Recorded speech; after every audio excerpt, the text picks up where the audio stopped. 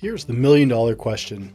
How do men like us reach our full potential and grow into the men we dream of being while taking care of our responsibilities, working, being good husbands, fathers, and still take care of ourselves? That's the question, and this podcast will help you with those answers. My name is Brent, and welcome to the Fallible Man podcast. Hey guys, thanks for joining us. And today we're talking to coach, creator, and jack of all trades, Eric Teplitz.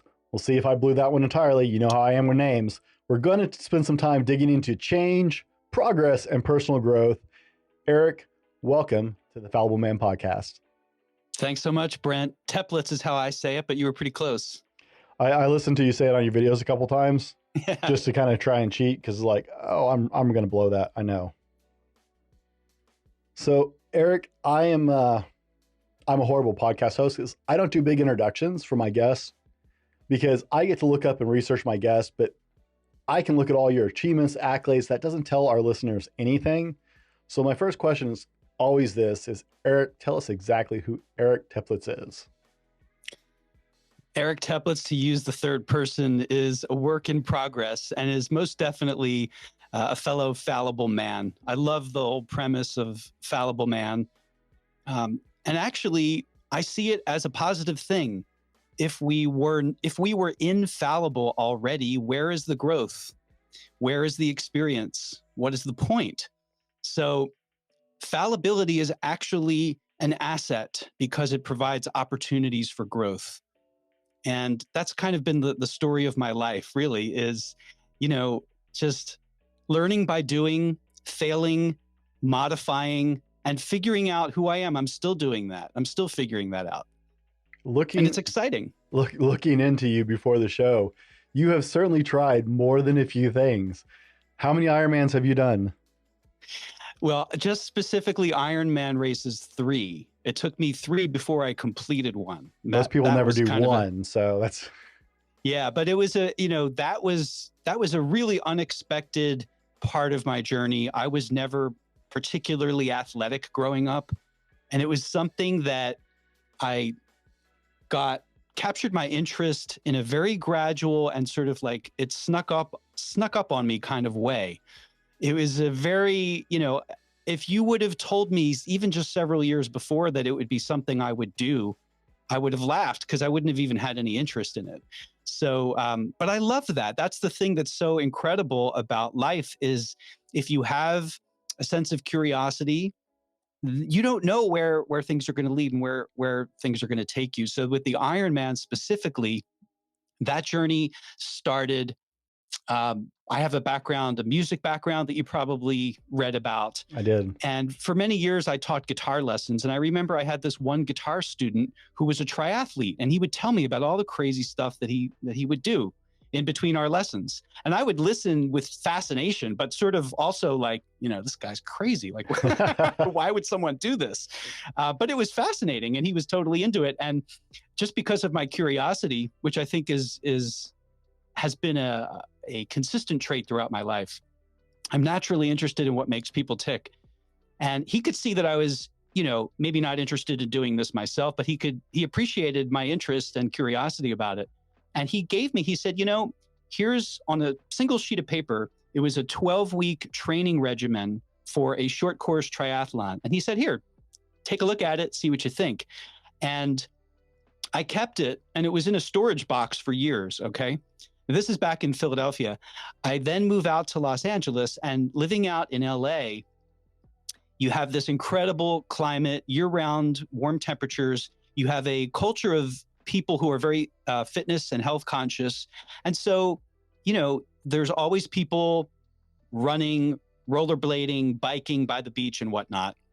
And I thought, what would be really fun would be just to get a mountain bike and ride a bike again, which is something I hadn't done since I was probably a teenager, delivering newspapers. So I bought a mountain bike, and I would just go for rides from my apartment to the beach. And it was wonderful. I just loved it. It's so exhilarating just being on a bike outside. And I thought about this guitar student from several years back, and I thought, let me dig up that piece of paper he gave me. And sure enough, I found it. I dug it out, and I looked at the training involved for doing a short course triathlon. And I thought, this seems doable. By that point, the bike was no problem. And I thought the running, the distances were manageable enough. Swimming was going to be the big sort of learning curve for me. Swimming gets everybody. Yeah, it can be the most intimidating part for a lot of people that get into triathlon. And then if you're like me, it becomes maybe your favorite part in the end.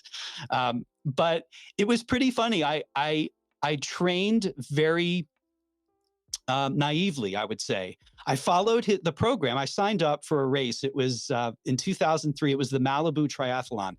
Beautiful, spectacular, unbelievable scenery, right? Malibu. Oh yeah. And the distances of the race seemed very manageable. It was a half-mile swim, 18-mile bike, 4-mile run. Okay, so I knew I could handle the bike and the run, and I did these what are called bricks. It's a part of your training where you don't just train in the individual sport, but you practice transitioning from a bike to a run. So you'll do X number of miles on a bike, and then you'll go for a run right afterwards so that you can get used to the experience of having your legs transition from one rubber to the other. Yeah, exactly. Right.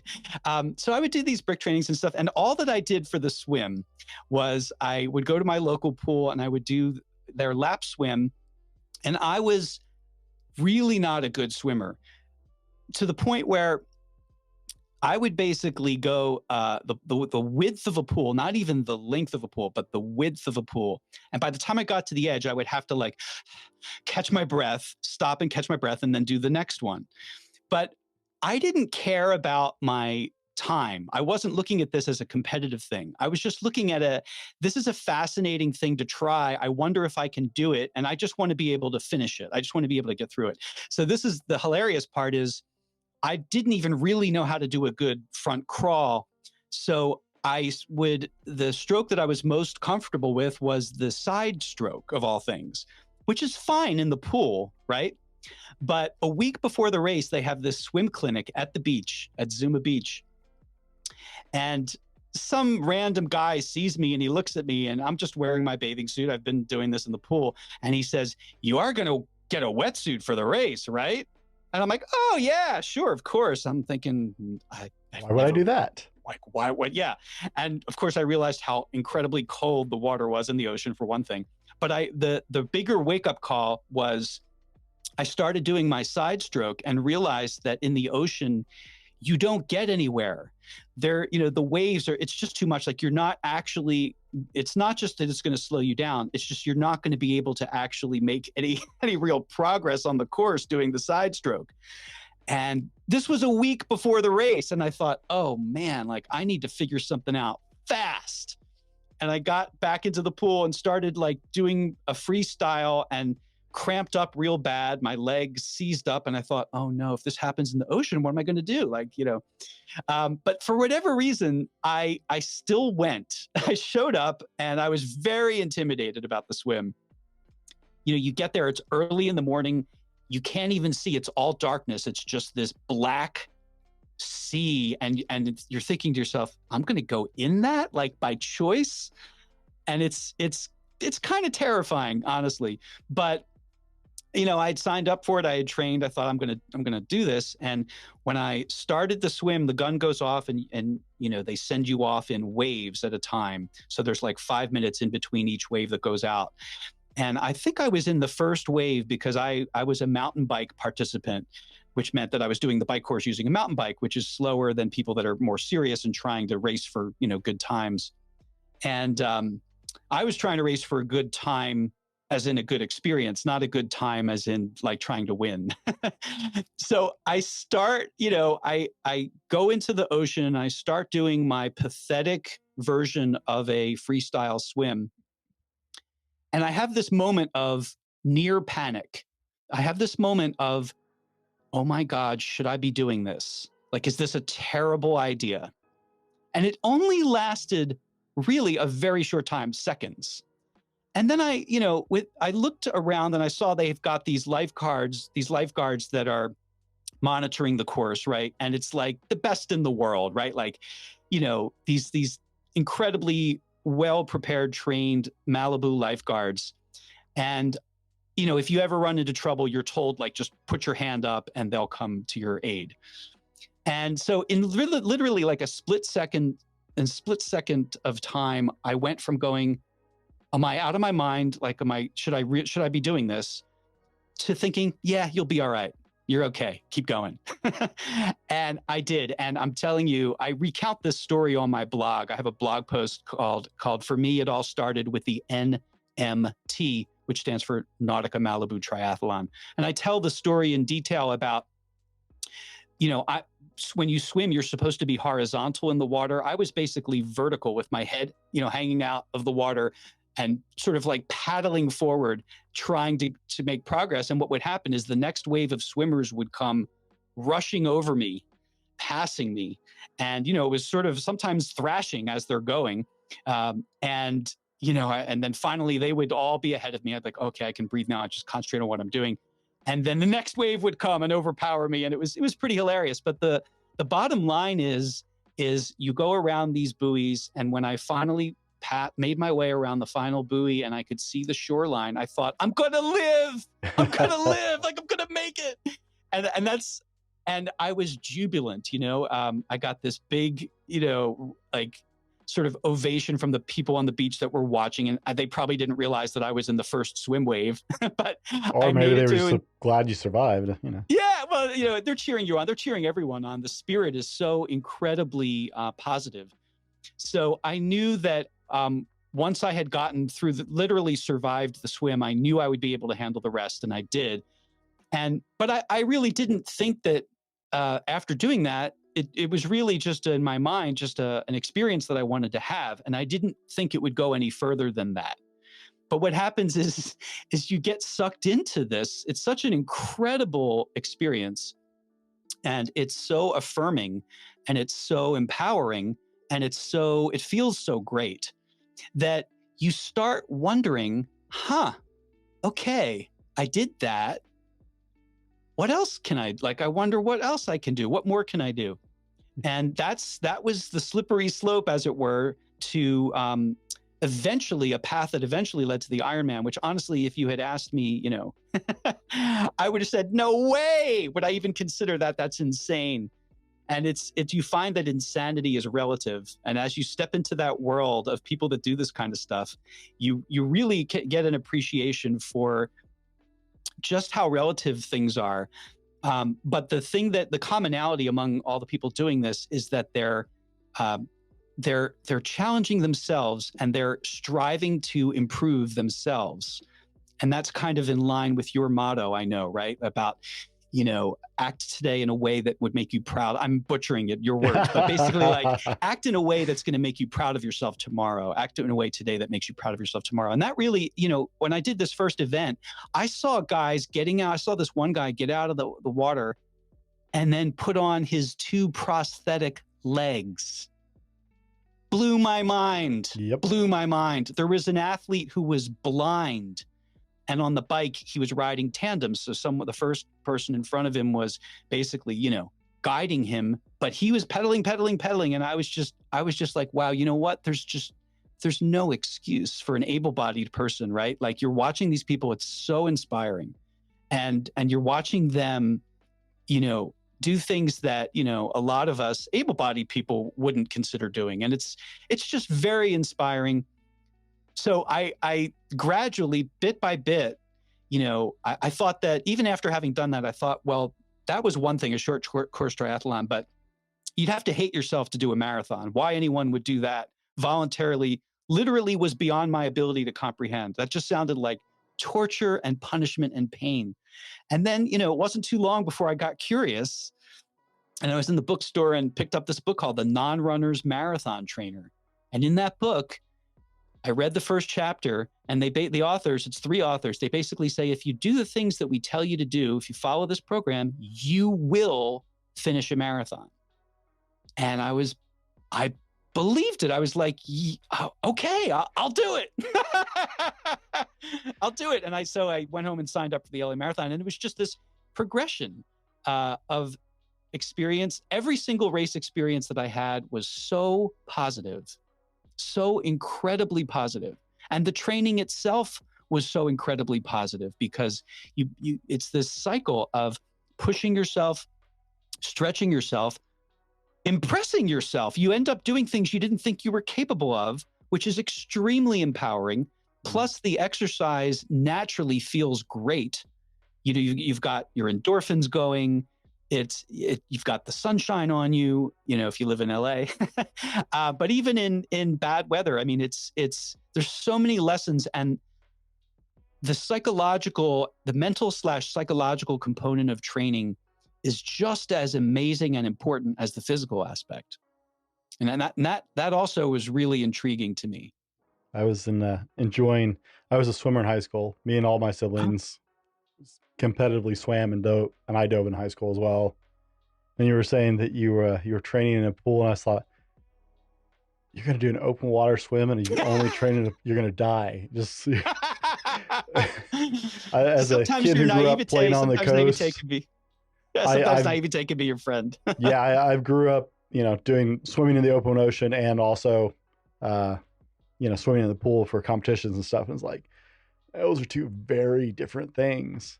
No, I get it entirely. I do obstacle course events like Spartan and Tough Mudder. Yeah. And, I'm not competitive. Okay. I don't even pretend I am. I've got enough injuries. I just enjoy doing it. It gets me out from behind my desk and stuff like that. But my very first one, a guy I work with happened to have a screensaver that had this really cool shot on it, right? And I asked him about it. It was his daughter. Him and his daughter did it. Wow. And I was like, so he starts telling me about it. So then I started looking at YouTube videos. I'm like, oh, this looks like fun. I'm tired of being stuck behind a desk. Let's go do something cool. I signed up with like 3 weeks. I'm a gym guy. Like I lift heavy, more heavy kind of lifting instead of like endurance training and stuff like that. Distance is not my friend. Strong as an ox, but not really endurance kind of stuff. And so I thought, well, yeah, I'll walk it. I know I can't run the whole thing, but I just want to go do it. Man, I crossed that finish line. I felt amazing. I looking at the pictures from that very first race, I look like I'm about to die. Right. In fact, I took, I don't know if you know much about Tough Mudders. They have some pretty unique obstacles, including one called shock therapy. And it is a 30-foot long trellis they build with hundreds of wires hanging down with 1,000 volts spread across them. Oh my God. And you never know which wire is actually going to hit you as far as like which one is carrying a charge because it pulses. And there are hay bales and mud in the bottom of it. And they're all different lengths to make sure you can't miss them. And I got like 2 steps from the end and took a hot wire right to the soft spot of my head. Oh my goodness. My jaw snapped shut. Everything went black. I hit the ground and slid the remaining 3 feet out of the obstacle on my knees. I have a permanent scar on my ankle from the very first race I did where the shell in the mud cut my ankle besides my knees as I slid across the line. And then I regained consciousness and kind of stumbled my feet and then stumbled the next 20 feet across the finish line. I can't even imagine the lawyers involved in managing these races. You sign a death waiver, literally, of to course, do these things. Yeah. In fact, they have a sign usually somewhere on the course that reminds you, it says, remember, you signed a death waiver for this. About halfway through when you're starting to question your life choices. Now your story makes mine sound perfectly reasonable. Right? What I did. So the relativity of these things. I also find it really interesting that your background is swimming. So for you, that would have been the least of your concerns probably doing these races. The distance of running would kill me. And I was sort of the exact opposite approach from you. For me, it was all about building endurance. And there are people that train for these things. And there's a specific way to train for speed. Right. I didn't do that. For me, it was the one thing that we do have in common that in terms of the our approaches is that I'm not competitive either. I was only competitive, if you want to use that word, with myself, right, to try to see if I could better my, get to a personal best and kind of improve myself. But unlike a lot of people that I know that do these things, I genuinely was not. I mean, I get inspired by the people when you're in a race and people are, pushing themselves and like you do get bursts of inspiration. But for me, the motivation was never, I want to beat this guy or I want to beat my friend or it was never the competitive spirit, which I know is extremely motivating for some people. So it's all about kind of figuring out what motivates you and how you're wired. And that's another thing that has always fascinated me, is just human motivation and how to understand what motivates you specifically, and then put that wisdom, put that knowledge into actual use, because then it becomes wisdom if you know how to motivate yourself. So all of these, races and endurance sport activities really appealed to that aspect of me that is fascinated by human potential, and even just understanding how to tap into my own resources and motivation. And we're going to keep going on those thoughts, but I got to ask you the important question of the show. What is your favorite ice cream? That is, like everything else, subject to change. Wow. Oh, yeah. I go through phases. We have these sort of artisan ice cream shops out here in LA, and they're elsewhere too. They're chains. There's Jenny's, Jeni, Jenny's. There's one called Salt and Straw. But I would say my favorite, and I don't know about flavor. Well, I'll tell you what. I'll answer your question. To answer your question, there's an there's an Indian restaurant of all things that near where I live, and they make their own ice cream there. And they have ginger as a flavor, pistachio and mango. And for me, the ginger and the pistachio are outstanding. Absolutely, the texture is perfect, and it's sweet, but it's not too sweet. It's perfect. So that would be my favorite at the moment. I think I've had a mango at an Indian restaurant before. Yeah. That they happen to have. My wife likes green tea at the Thai restaurants. She likes the green tea ice cream. So, no, it's, I ask all my guests just because it's like, ice cream is kind of universal, and it's very individual. I've heard of some amazing things I've never even heard of before. I don't know what a Jenny's is. We don't. Jenny, yeah. We don't have those in Washington. It's a chain, and again, they're sort of artisan, very, a little pricey, but for, of their flavors, they have one that is, it's something, I don't remember if I can get the name exactly right, but it's basically peanut butter with chocolate specks in it. And that's my favorite flavor of theirs. It's fantastic. You really can't go wrong with chocolate and peanut butter. I had one guest from Sydney tell me about something that's like a burnt fig and almond or something that is unique to a chef over there. So yeah, you get these really individual answers. Now, I've done a lot of digging, and since you and I started talking, and I've got to ask, actually, I'm really excited about this because I am, this is so not me. So I always want to talk to somebody who actually does this. I'm not a journaling guy. And from doing my research, you obviously are a journaling person. Yeah.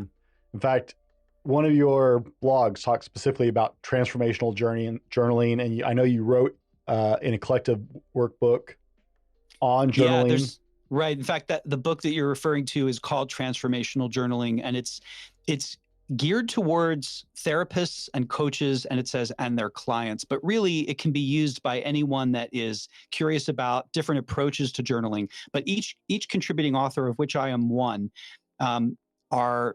is a therapist and or coach of some sort. Okay. So you are a regular journaler. I read, like I said, some of your blog on it, and I know you went through a couple of years where it was kind of up or down and you weren't real consistent, and then you got more purposeful and intentful about it. And I've never been a journaling guy. I've tried it a couple of times, and I think there is merit to it.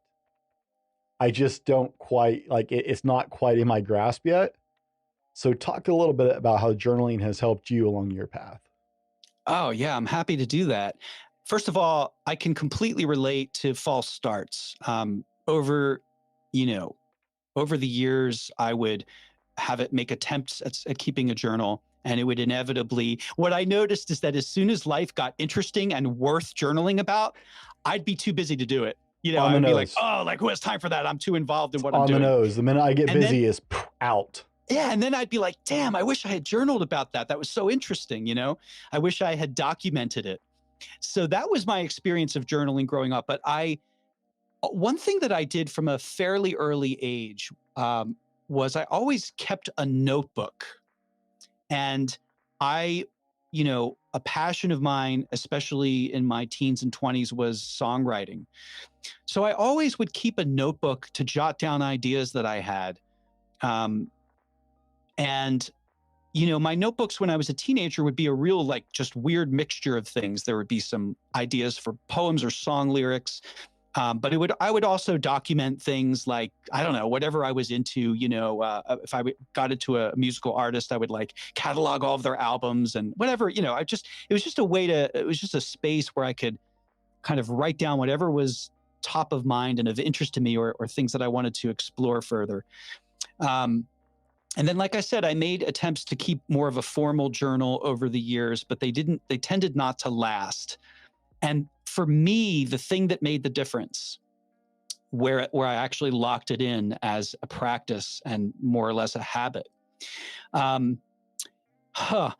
Where to start with this? Well, I reached a point where I was in my mid-20s and I had really crashed and burned. I had given everything to pursuit of a music career, which was my singular focus in life. I was determined, this is the one thing I love and care about more than anything. And specifically, when I say music, I wanted to be a singer-songwriter. So I wanted to write my own songs, record them, and go out and perform them. I was happy to do this solo on stage by myself with an acoustic guitar. And then I imagined that if I was able to make some headway, I might be able to hire some band members as well to accompany me. But this was my singular vision. And if you had told that guy, by the way, that he was ever going to do a triathlon or marathon, he would have said, no, you clearly are thinking of somebody else. But the very short version of this music journey story is that I reached a point in my mid-20s where I completely burned myself out. I exhausted myself in every way that you can imagine doing. So I exhausted myself physically, emotionally, creatively, financially, you could say spiritually. I really had nothing left. The tank was empty. And I was really overwhelmed by a feeling of disappointment that I had given everything I had to give to this. And it's not that I didn't have successes, I did, but they were so incredibly small in proportion to what I was putting out. And I didn't expect that I was ever going to give up that pursuit, because again, it was the only thing that mattered to me. It was the thing that was my driving, my reason for being, right? But I reached a point where I couldn't do anything. I couldn't do it anymore. I didn't, I could barely get out of bed. I was so depressed. So, this was what you might call a dark night of the soul kind of experience, where it was the most painful thing I've been through so far as an adult, for sure. And I ended up going back home. So I was living in Nashville, where I was really aggressively pursuing this music career. And I, for lack of a better idea, I took my mom up on her offer. She said, why don't you just come home? And, under any normal circumstances, that would have been an utterly unacceptable option to me, because it was the ultimate concession of defeat, right? But I felt I really didn't have a better choice. And so I did. And it was, man, I got to tell you, it was unbelievably painful. But the reason that I give you all that information and how it connects to journaling was a musician friend of mine from Nashville recommended a book to me called The Artist's Way. I don't know if you've ever heard of it. Julia Cameron is the author. And in The Artist's Way, she recommends doing a practice that she calls morning pages. It basically is a form of journaling, but it's a specific practice where she says, what you want to do is the first thing you do when you get up is you open up a notebook and you just fill 3 pages of whatever happens to be on your mind. Doesn't matter. The content is irrelevant. You're not trying to be a great writer. You're not trying to do anything other than just get your thoughts out of your head and onto the page. And then once you've filled 3 pages, you're done for the day. You move on with your day. And she encourages you to do this for what amounts to the 12-week duration of the program that she outlines in this book, The Artist's Way.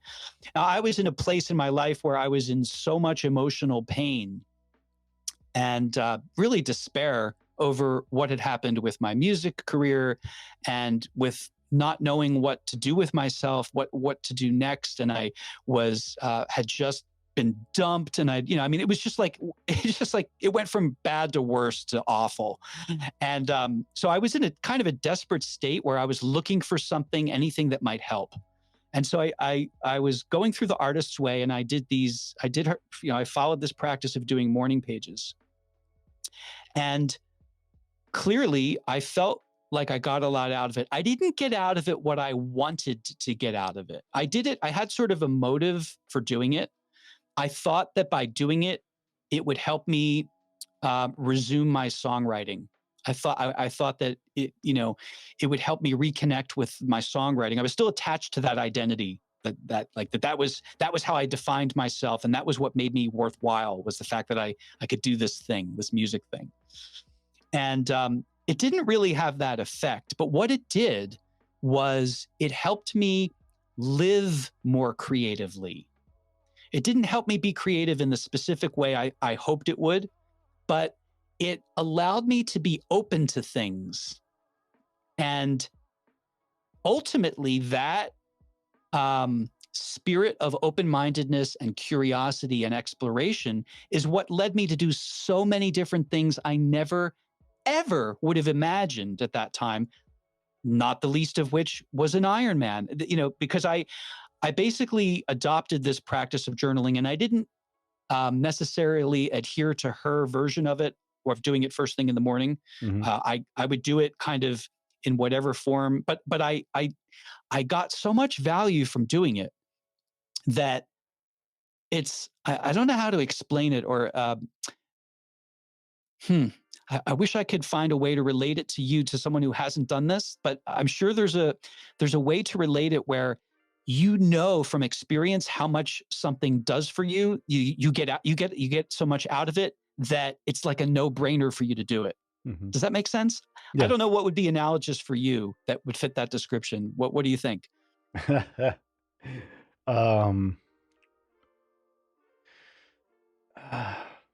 gonna mock me. You ready for this? Yeah. Smoking cigars.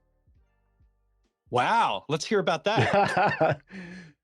Well, you talk about something that's just a no-brainer for me. I work a full-time job.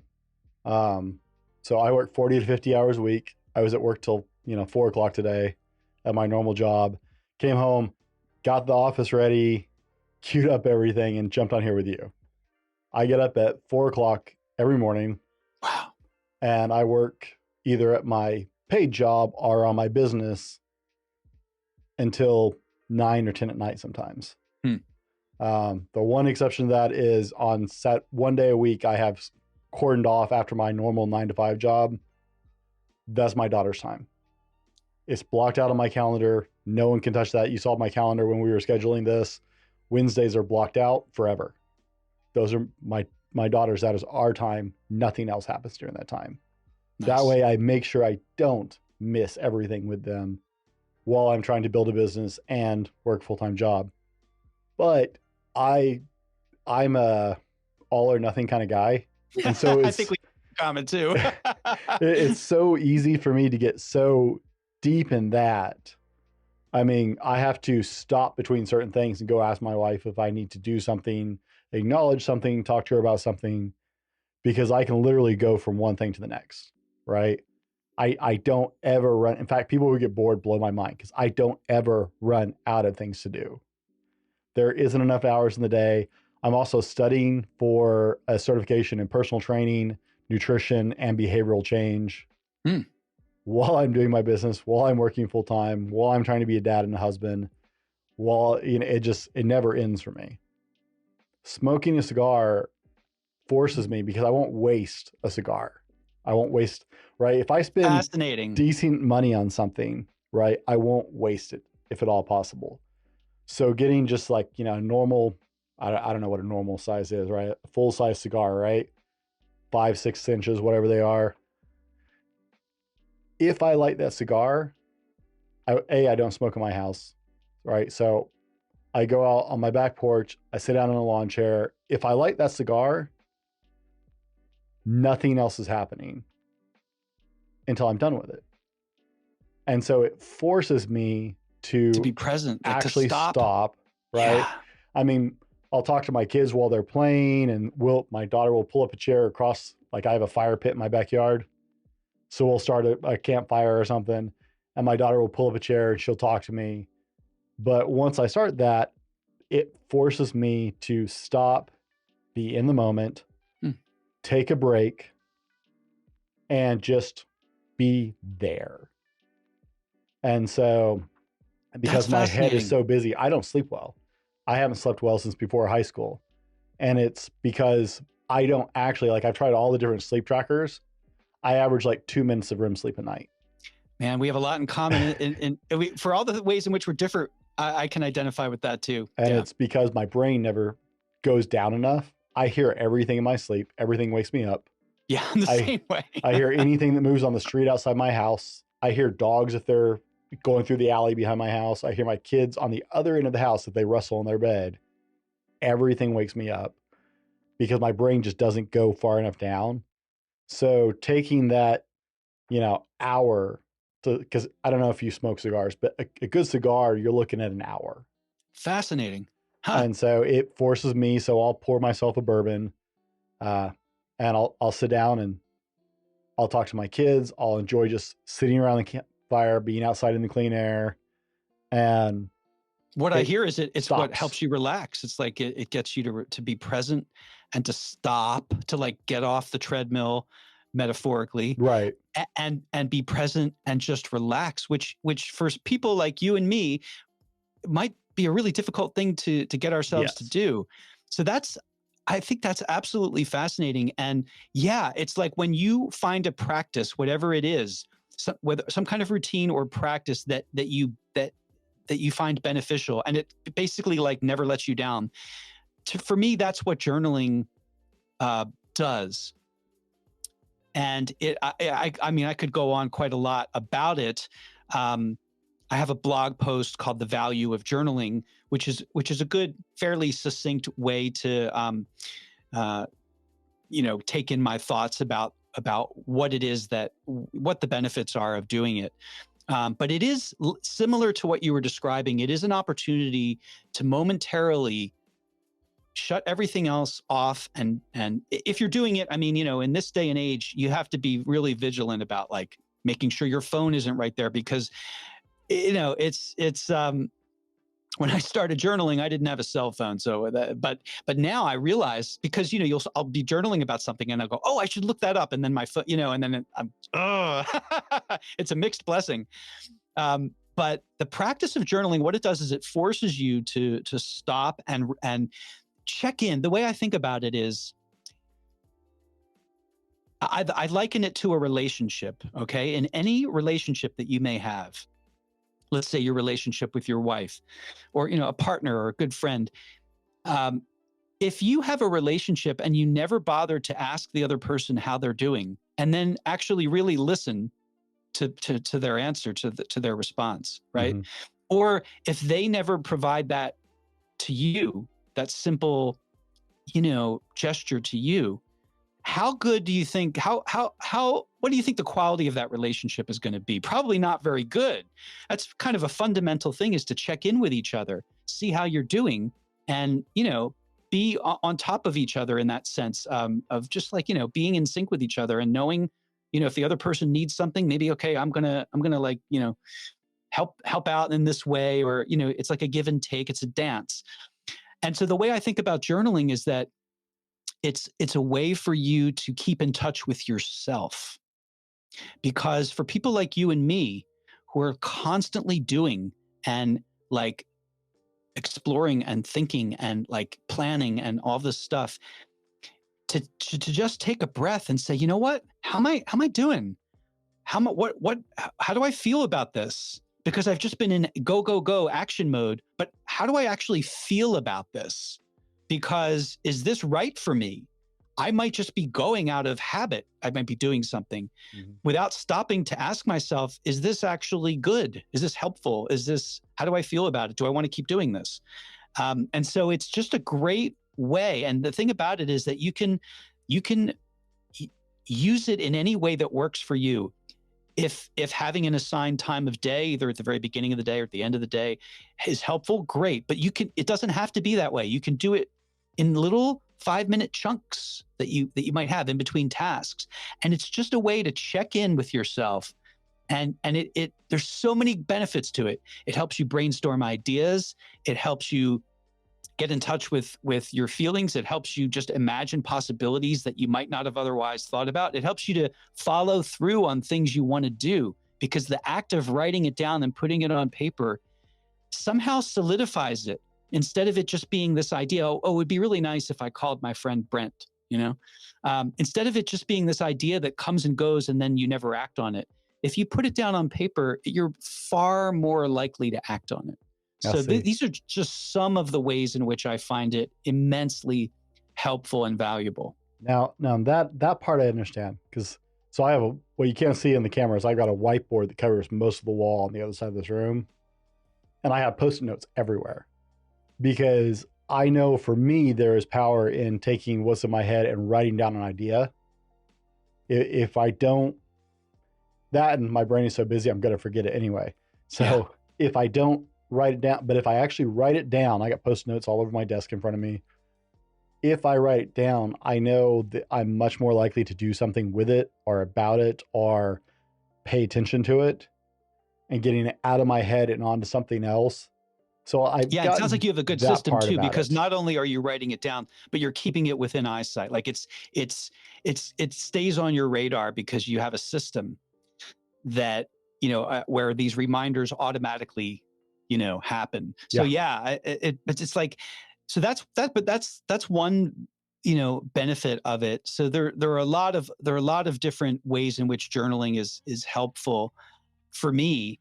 And there's a lot of different ways that you can also approach journaling. You can just do it stream of consciousness, let whatever comes out come out. But you can also use prompts. You can also use it like you can ask yourself specific questions. Some people will ask themselves, for instance, what were 3 things that happened today that were great? If they're journaling at the end of the day. And I ask my kids that out loud. What are 3 things you're grateful for? Yeah, I mean, but like collecting this on paper and just seeing these things accumulate, right? It can really rewire your whole outlook on life. So, that's in a nutshell journaling. But I'm a big fan of whatever works for you. What works for me may or may not work for you. You won't know unless you give it a try, and sometimes multiple tries, right? But I think that having a practice or even multiple practices of things that you do that are self-nourishing is invaluable. It's invaluable.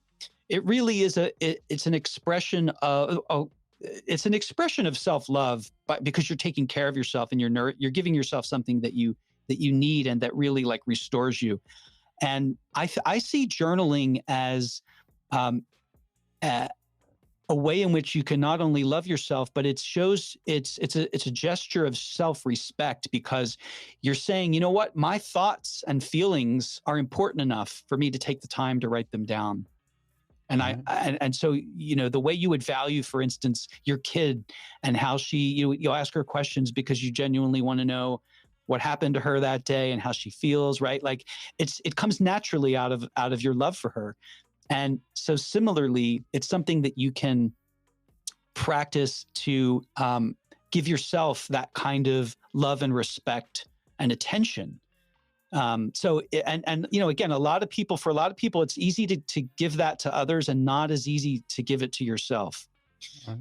So journaling's one way to do that. Okay, I got to break in here. And guys, if you're getting something out of this, be sure and do all the good social media stuff. Like, subscribe, share the content with your friends. And if you're on YouTube, be sure and hit the little bell icon. That way you get notified. That's the only way you get notified every time we release a video. You can also join the mission or support us on Patreon or buy me a coffee. Our supporters have direct input on the content we create and produce and what we do here. We're going to roll our sponsor, and we'll be right back with more from Eric. I'm calling on all men right now to stand up and stand against this horrific crime. It is estimated that over 300,000 children are being sex trafficked in the United States alone every single day. I want you to get on your social media. I want you to follow savinginnocence.org or fightforme.net. Both of these charities are working to end child trafficking in the United States and abroad. You can donate at www.thefallibleman.com/shop and buy our End Human Trafficking merchandise, and all proceeds will be given indefinitely to savinginnocence.org. You can also go to www.savinginnocence.org/donate and donate directly to Saving Innocence. Men, it is time for us to fight and stop this horrible thing known as human trafficking. All right, guys, we're back and we're talking with coach, creator, and jack of all trades, Eric Teplitz. I told you I would screw that up, Eric. About change, progress, and personal growth. But guys, we've gone in all kinds of directions on this. Eric just made the best argument case-wise for why journaling is a great thing, something I've never been able to do because it's not something I understand myself. And we got so much more coming out of this and more to go still. So stick around, enjoy the second half of the show, and we'll get back into it with Eric. Now, Eric, I got to ask, what's one thing you've purchased in the last year under $100 that's had the most substantial impact on your life? Well, I would probably say this microphone that I'm using right now. And I have been recently inspired. I've been appearing on podcasts, and I realized that the next right thing for me to do is to start a podcast of my own. And as you no doubt know, there's a million decisions to make, and it can be completely overwhelming, especially for someone like myself that's not naturally a techie kind of guy. Mm-hmm. So I bought this very microphone that I'm using and this new set of headphones that I love, actually. And each of those items was less than $100. But I'm going to especially emphasize the microphone because I know how important good quality audio is for podcasting, whether I'm appearing as a guest or doing one of my own. And so I anticipate that that's going to be the most valuable $100 or less investment of mine for quite some time to come. What model microphone did you get? It is a Samson, and let me see here. I want to say G2U, but I'm not 100%. Does that sound right? Oh, yeah, it does. You could Google it. I know which one you're talking about. Yeah. At the price range and the brand, I know which one you're talking about. Yeah. Sadly, because I am the techie guy, and I have multiple microphones sitting around me right now. I've gone through my fair share since I started in 2020. In 2020, I've gone through, I think I have 7 different microphones at this point. I have my live show one, I have my podcast one, and I have my mobile video mics. I mean, I've got a full array from shotgun mics to lapel mics and what you see on screen. So I've done a lot of research myself in this topic, actually. It's always interesting to see what that first mic is somebody goes with. And then once you do it a while, you start to find out, it's like, okay, well, the way I do this most of the time, this is great, but I wonder if there's something better here or there. Right. And that's when you start entry fishing. level. I mean, the same goes for so many things, right? Like I mentioned that I taught guitar for many, many years. And just like with a microphone, you want an entry level guitar that's going to be fully functional. And, by now, fortunately, there are guitars that you can buy that are extremely reasonably priced, and they're perfect for beginners because they're accessible, they're easy to play. There's nothing worse than getting, wanting to start a musical instrument and you buy something and it's just literally difficult to actually put your fingers on. You don't want that. No. But then if you stick with it and you play for a while, you might decide, I'd really like, and there's a million different directions you can go in with guitars as with microphones and anything else. Right. So I was reading through your blog and, getting ready for the show, I read several of your blog articles. You're a good writer. Oh, thanks. And the problem with me is like my focus. Sometimes it is still like that, squirrel, right? I see the headline, I read the first couple of paragraphs, and then I jump to the next one. I'm all over the place. But some of them really caught my mind. And one of the things you mentioned specifically in one of your blogs is environment is stronger than your discipline. And I read that, and that just resonated so deeply with me because, one of the things that's really hard when you're trying to improve yourself is to maybe move away from some of the people who are negative in your life, or who are right? The hardest one, I think, is people who are really close to you, who honestly love you. And they're not trying to hold you back to hold you back. They're holding you back out of their own fear for you falling short. Oh, yeah.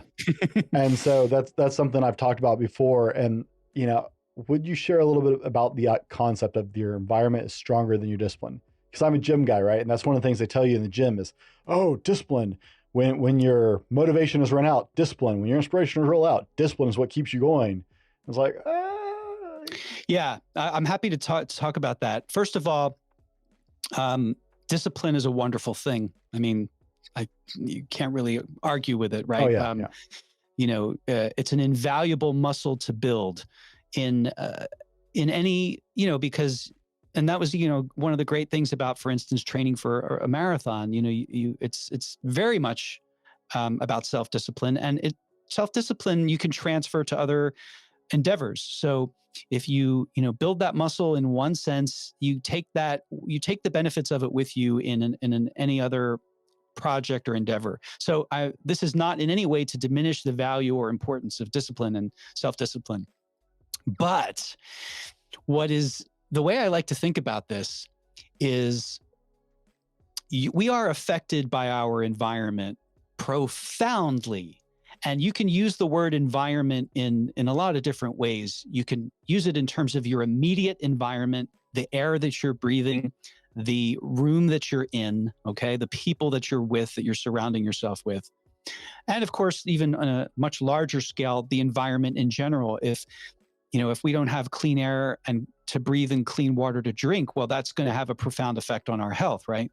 So this expression of an environment is stronger than discipline, I see it as a humility-inspiring idea. I also see it as it might not be like capital T truth in every single situation.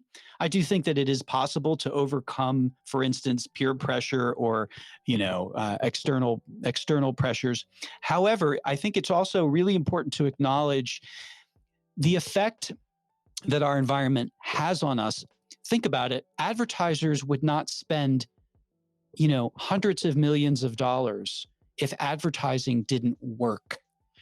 So whether you think you're immune to it, you think, I'm not affected. You are on some level affected by everything in your environment, even if you're not completely aware of it. It can be very subtle.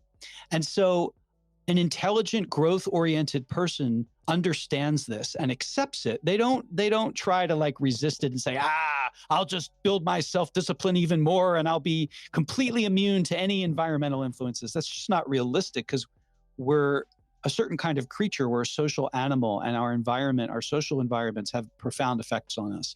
So the intelligent, growth-oriented person is aware of this, accepts it, and then uses that understanding to the best of their ability to be conscious about the environments that they create for themselves and put themselves in. Now, we can't always control our environment, but we definitely can make decisions to improve our environment, to improve our social circles, to improve our living spaces, and to help to make them make life easier for us so that we don't have to rely and fall back on this discipline so much. There are many examples that I can give, but that's the sum and substance of it. And I think also that you could even say that it takes discipline to help deliberately and consciously shape your environment to make it optimal for you. You gotta stop tapping your mic. Sorry. Yeah, it looks like it was slipping. That's why I did the same thing during an interview. And my guest was like, you got to stop touching your mic, man. I was like, I'll let me know if it. I didn't even know I didn't even know I was tapping it. It was like, yeah. I'll let you know if, or I will have you let me know if I need to adjust it. How about that? Yeah, no, you're good.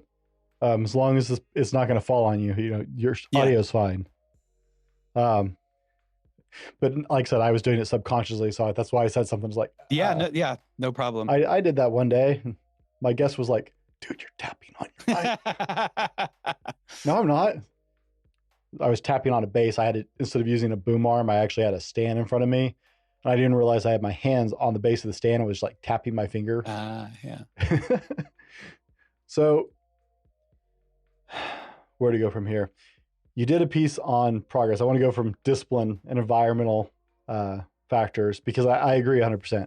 There is so much to be said for your immediate environment. I mean, cleaning your house makes a difference in the way you feel about yourself. Wearing clean clothes makes a difference in the way you feel about yourself and the way you present yourself, right? So I think people underestimate how greatly all those things, all those pieces of their environment impact the way they feel, the way they think, the way they perceive themselves.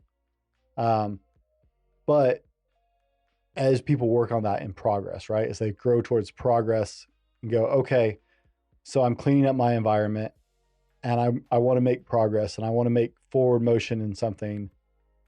You did a piece on progress and process. And the main takeaway I got was it's non-linear. And I want you to help us dispel the myth right now, because so many people don't understand this concept of progress is not a linear path, right? We all have this like, oh, well, I did this, so I should be here, right? And we're thinking on a straight line of how it should stack forward. With every step, I should be moving this direction.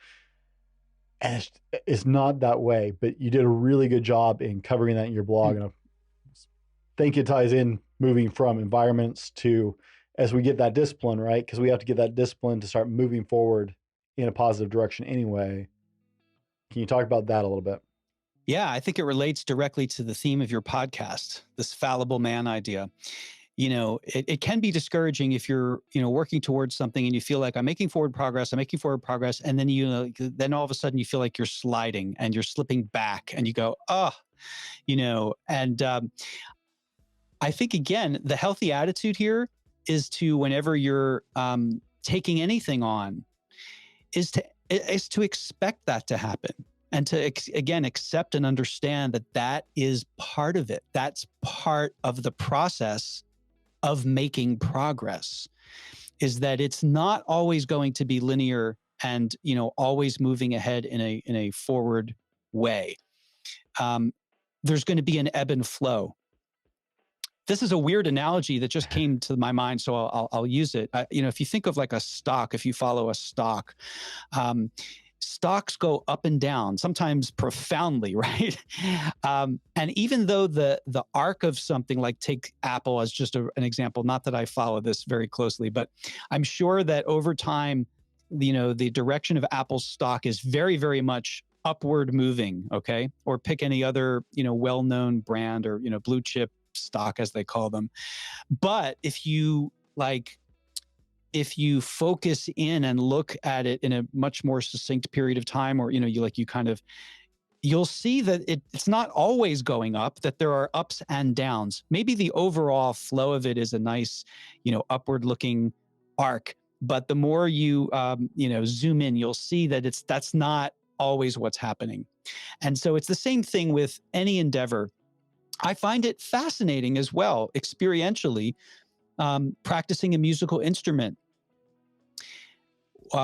building up endurance in a sport, is you feel like I was making progress and now I'm slipping back. And why is that? And one of the reasons is that sometimes it takes your body and mind to catch up. It takes time to internalize the gains that you're making. That's why rest is built into any endurance program. You're not going to train 7 days a week, for a year, most likely. You have to give your body time to internalize those gains. You're breaking down your muscles so they can build back up. So if you understand that that's part of the process, you're less likely to get discouraged when you feel like you're not making progress, or as much progress as quickly as you hope you will.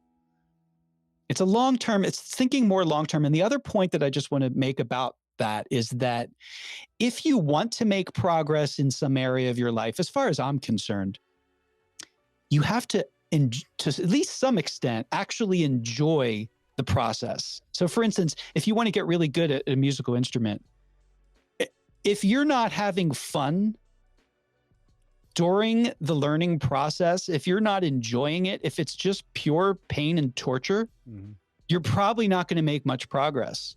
But if you learned to actually get a kick out of it, then you can make extraordinary progress because you have more patience for it, and you actually enjoy.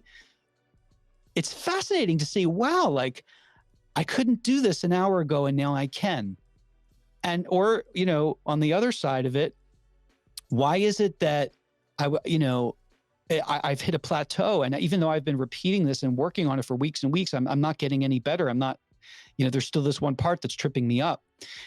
And that's what'll keep happening. And then one day, but without you even realizing it, you'll wake up and then you've got it. So it's like, it's a mystery. It's the way our brains work. It's a mystery, but you have to, I think, you have to acquiesce you have to sort of surrender to the process and trust the process, that if you show up on a regular basis, you're going to have good days and bad days, but you will make progress. So that's what I have to say about that. In the gym, we tell people, you don't go to the gym to build muscle. You go to the gym to tear up your muscle. You build muscle in your sleep, right? Exactly. It's about what you eat and the rest. You have to tear up the muscle, then feed it so it has, something to grow on, and then sleep. That's where it grows. So I get that entirely. It's one thing to talk about this, but to actually experience it. If you have an actual experience of it, you get it. You're like, wow, amazing. and then I have the people I work with at the gym who, once I convince them that works, they're like, so I should just thrash myself in the gym. No. Right. There's a point of diminishing returns, man. Yeah, right. And I actually appreciated your example. As a shareholder in Apple, I can absolutely attest, right? That's the way it works.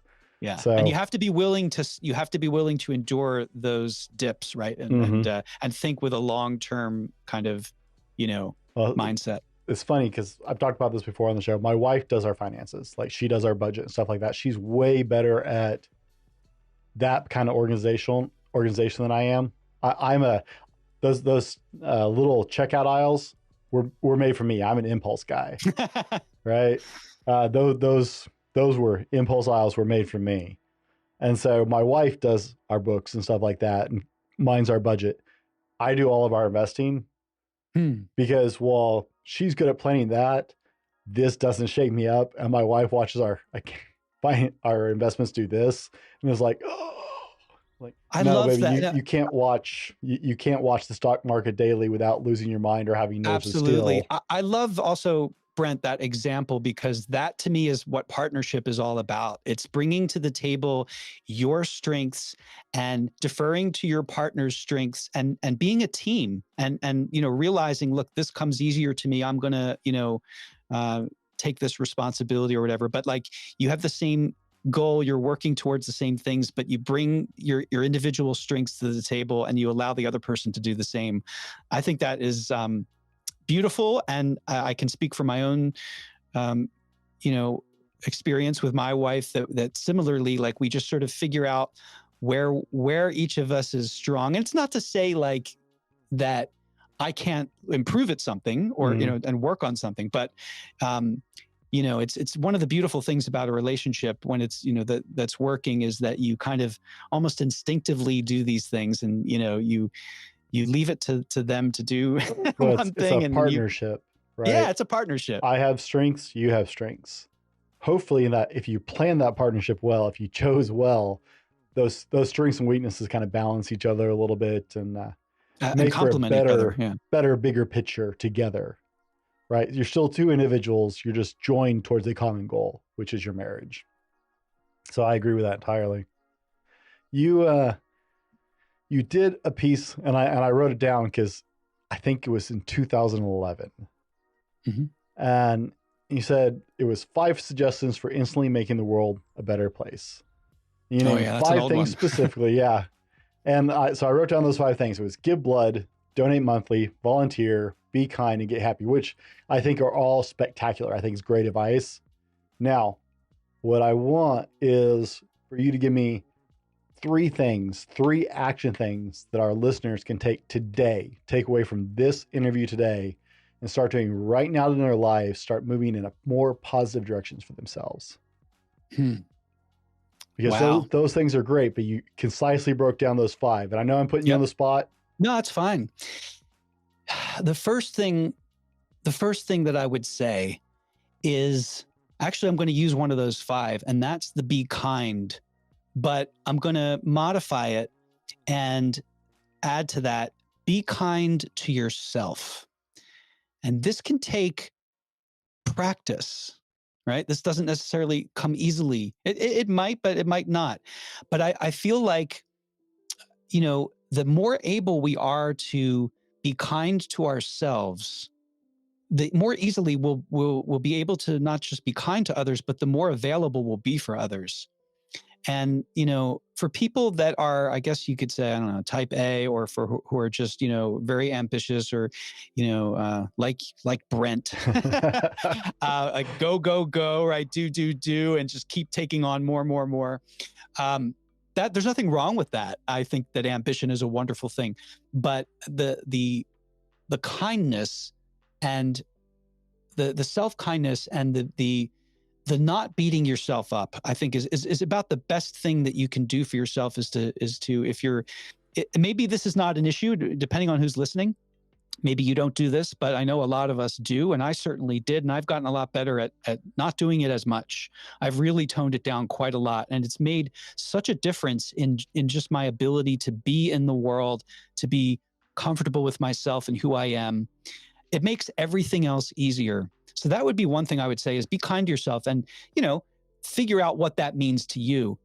It might mean, I'm going to, after hearing that Eric guy talk about journaling, I'm going to give that a shot, try it for a week and see how I feel about it. And just by having that willingness to try it, I think you're already doing it. You're already being kind to yourself by allowing to yourself to explore something. And it's way, way healthier for you than my choice. Yeah, but I'm not going to judge you for it, because you're clearly getting benefits out of it. And, I mean. Oh, no. But I agree. I wouldn't encourage anybody. I smoked for years. I gave up cigarettes, but I still enjoy my cigars. But it's journaling is a way healthier option, guys. Yeah. And, there's a lot of ways in which you can do this. But even if it's just, I love what you said about how you devote, you carve out time on your calendar on Wednesdays, and that is for your daughter. That time is like reserved and, spoken for. And that is, like, that's your way of insisting that you get to live that value of yours and that priority of yours. I love that. I think that's a beautiful example. And we can do that we can do that with anything. It's if you don't insist on the time for something, and if you leave it to the whims of the world and your daily, like, good luck. Yeah, it's gone. It's good gone. luck. Yeah. I don't know. So I said, be kind. And you wanted, these were immediately actionable things people can do to improve themselves. Yes, sir. I would say, even if you don't want to adopt the practice of journaling, taking the time, however much time you need to do this, to do some deep thinking, instead of just, we spend most of our lives on autopilot. And that's, by the way, that's not a bad thing entirely. It's an extremely helpful thing. It's the way that our brain allows us to function effectively in the world, is that we learn something, we internalize it, we do it habitually. We don't have to use all of our conscious attention every time we get in the car. How do I drive again? No, it's all internalized. So the fact that we're on autopilot is a very great and helpful thing. But if you're on autopilot doing something that's actually not beneficial to you, that isn't something that is a worthwhile use of yourself in the world, then I think it's great to take a certain amount of time. It could be an hour, it could be a weekend, whatever it is, and just spend time with yourself, figuring out what for you right now, what are your top priorities in life? Now, these can change. These naturally will change as we move through life. Your priorities as a single person might be different than your priorities as a married person. Your priorities as someone in your 20s might be different. Well, undoubtedly will be most likely different than your priorities in your 40s. So, but we don't necessarily take the time to consciously examine and explore these things. And the famous Socrates quote, "The unexamined life isn't worth living." I think that's an extreme statement, but there is definitely some validity to the idea that if you want to live your best life, then it requires on some regular basis, even if it's just once a year, to sit down and really, really deeply think about what is most important to you and how can you create new habits that are more closely aligned to that. Maybe everything you're doing is fine, but most likely there's always room for improvement. Hence the fallible man, the fallible woman. We're human. And so I think that taking some time out to really examine what your values, what your priorities are and what you want them to be, and then you figure out what the next step is, what the action step is for the new habit to build. Maybe you want to get rid of a habit that's no longer serving you, and maybe you want to install a new habit that will serve you. So that would be the second thing I would suggest. And then the third thing, I'm just going with what immediately comes to my mind is to take in content. This has to do with environment again, about, take in content, whether it's Brent's podcast, hopefully it is, or anything else that you find nourishing, that you find inspiring. Be deliberate. The news is always on 24/7. The news I'm not saying that you should not have any awareness of what's going on in the world, but monitoring your news diet, I think is essential to your health and well-being. And so instead of just like defaulting to whatever's on the news or whatever's on TV, make a point of being deliberate about taking in content that's going to actually nourish you and uplift you and help you, instead of content that's just going to make you fall into the pit of despair. Because the news is designed, the news is designed to get your attention. And what gets your attention but things that are horrible is a surefire way to get someone's attention. So yeah, be deliberate about not just your diet of food, but your diet of intake of content, and make sure that it's content that is going to benefit you, healthy content, and it can still taste great. We actually talk about that a lot on the Fallible Man. Diet is more than just the food you put in your body. Social media and news can be so soul crushing. It's a good word. We're seeing more and more studies about the impacts of social media, especially on younger minds. And I think those are great. What is next for Eric Teplitz? What's next for me is I'm starting a podcast of my own, and it's going to be called The Person You Want to Be. And I'm going to be interviewing people who will share their life stories and their insights and journeys and unexpected twists and turns and aspirations. The thing I love about the name of the show, The Person You Want to Be, is that it's aspirational. And there's always, the story is never over as long as we're breathing. So who do you want to be now? Who do you want to be next? Who is the person you're aspiring to be, and what are you doing about it? So that's what's next for me, is starting this podcast. This has been the Fallible Man Podcast, your home for everything man, husband, and father. Be sure to subscribe so you don't miss a show. Head over to www.thefallibleman.com for more content and get your own Fallible Man gear.